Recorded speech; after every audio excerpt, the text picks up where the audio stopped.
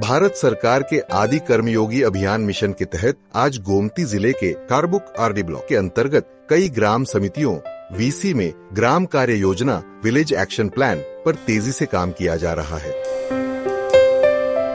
इनमें पश्चिम एकचारी वीसी, पश्चिम करबुक वीसी, ईचाचारी और जलाया वीसी ने अपने क्षेत्र के विकास के लिए उल्लेखनीय मेहनत की है।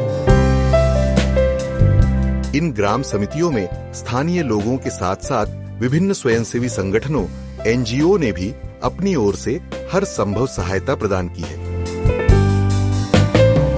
इस अभियान का उद्देश्य ग्रामीण क्षेत्रों में सतत विकास और आत्मनिर्भरता को बढ़ावा देना है। आने वाले समय में यह देखा जाएगा कि आदि कर्मयोगी अभियान के माध्यम से इन ग्राम समितियों ने किस तरह से क्षेत्र के सर्वांगीण विकास में योगदान दिया है।